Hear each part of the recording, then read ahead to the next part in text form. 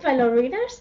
If you are watching this, welcome to the Ink Path. I'm Clara and I'm the owner of this bilingual channel about literature. If you are new, this is a special video about Jane Eyre. So I'm going to throw spoilers probably all around the video.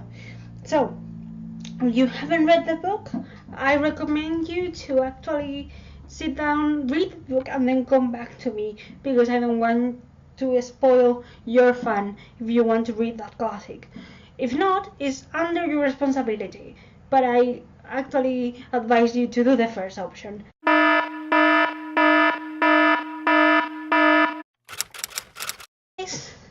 I'm going to talk about two film adaptations that I watched, although I'm going to center my explanation more in one of the movies, basically because it's the latest version of the classic. What else I have to tell you? This is the last video of the season, so enjoy it, because until September the Ink Path will be closed. You of course can watch all the videos if you like, but you have all the places where you can find me in the info box down below. The movies we are going to talk about now are the version of 1996, and that's my phone. The version of 1996 was actually directed by Franco Zeffirelli, and the main characters were portrayed by Charlotte Gainsbourg and William Hart. Charlotte Gainsbourg was Jane, the adult Jane, and William Hart was Mr. Rochester. And I am going to talk about the 2011 version, which is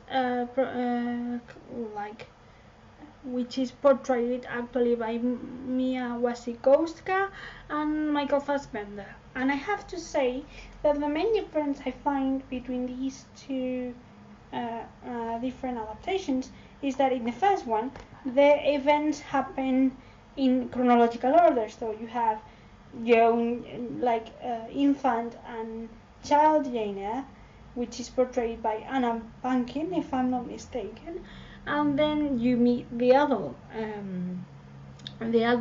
Charlotte as the movie goes on.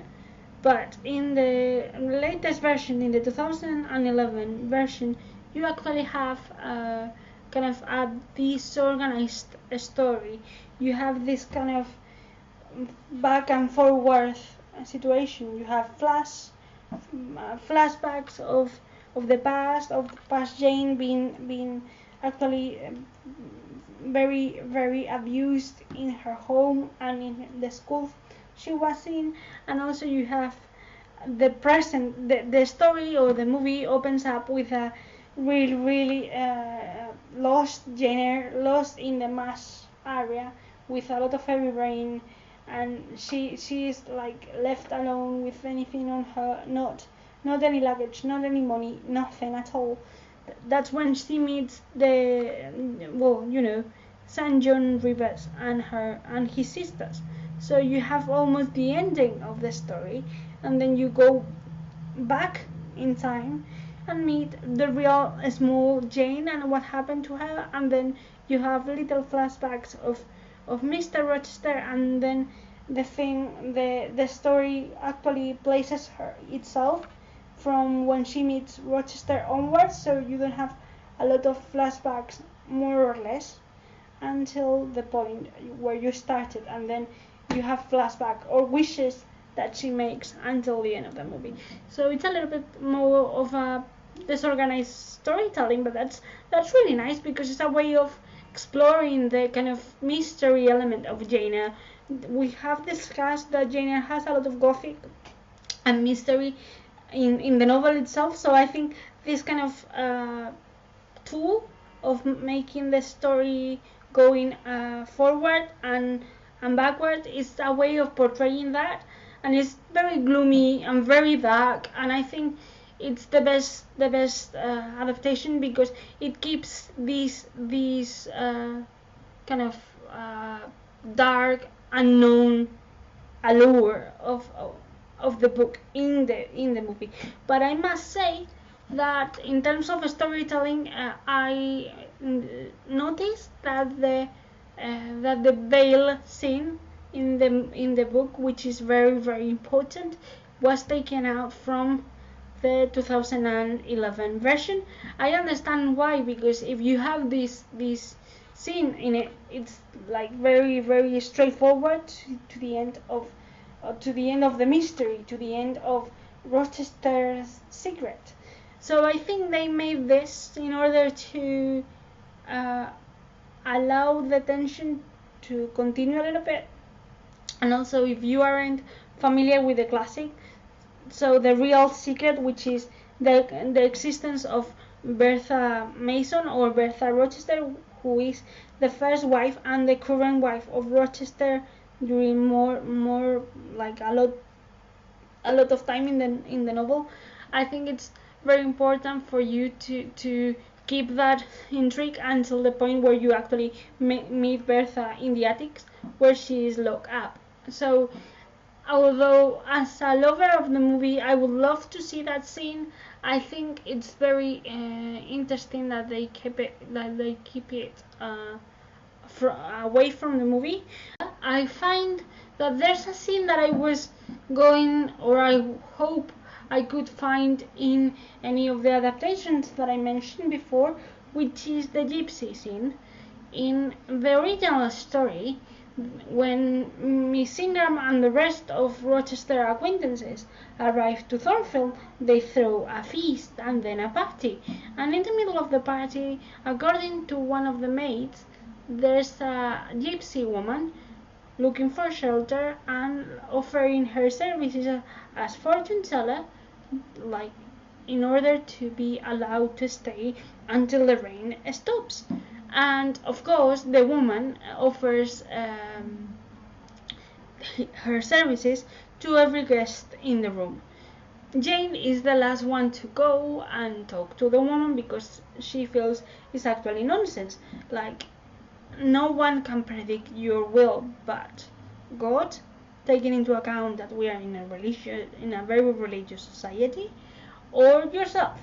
However, she goes in, and while talking with this gypsy woman, she finds out that it's actually Rochester trying to discover her feelings and her thoughts, and she takes it a little bit of the bad side because she feels he's actually mocking, not only mocking about her or mocking of her, but of the rest of the people. And it's really interesting how she plays with this character when she knows that, or she figures out that it's Rochester. So you have this debate and of, I know who you are, but I'm not going to tell you, so I'm going to play around with you until you actually get tired and you reveal yourself.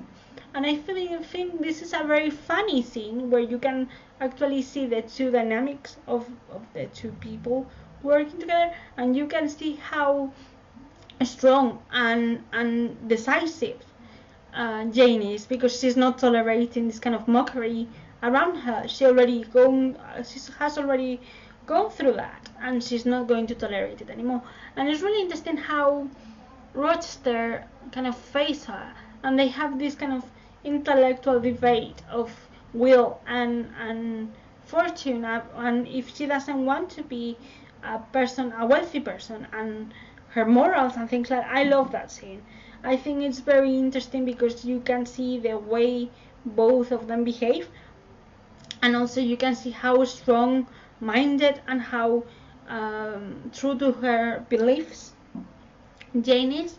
And of course you have other kind of dialogues throughout the two movies that I'm discussing about, but I feel like this one in particular was very funny, and I think it's one of the few scenes where you can see Rochester having, like, being disarmed and being not prepared to be discovered so soon, when he was having so much fun out of the situation and because of everyone else. However, I feel like, especially in the latest version with Michael Fassbender and Mia Wasikowska, you could feel that Thornfield was as present as a character as it is in the movie, because with the help of music, which was actually created by Dario Marianelli, which is a composer, who is a composer that I really, really like. You could feel the tension and the mystery within the scene, and even a little bit of a scary bits. I found that the like dark, gloomy passages and corridors of Thornfield Hall with his music are really scary, but I feel it's very well done. However, I have an issue with Mr. Rochester, even though I love William Hart work and also Michael Fassbender's work with Rochester.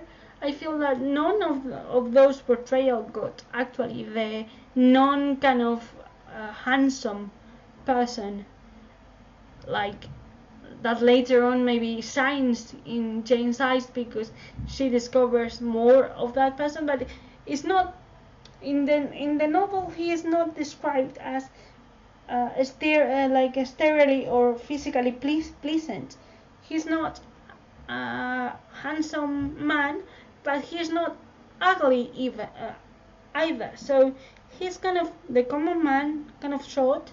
However, I understand that films is an industry and a business, so you need someone kind of hard, like kind of dangerous and hard and kind of rough to portray Rochester, because Rochester is someone who hasn't gone through or hasn't been directed through moral directions for a very long time. So you have this kind of braggy, kind of ill-tempered person, and even I understand that, and I, for instance, have to admit that there are several scenes where Michael Fassbender actually makes me feel quite scared, like you know what is going to happen, but he's too furious, and I love that ferocity, that aggressive part that he plays, because you can actually see Rochester not only gone morally wrong or morally into the bad side, but in the actions he, or this Rochester at least, is more violent towards what he desires, even though maybe he's conscious that violence and violent acts are not the best to get what you actually want, or in better sense, if you what you want or what you want to share is actually the love with a person, violence and deceive are not actually the best options to do that, to give your heart to someone.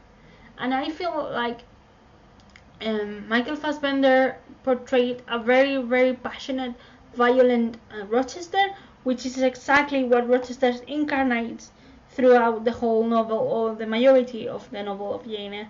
However, I love both stories, and I feel like both stories were perfect and on point when they were done.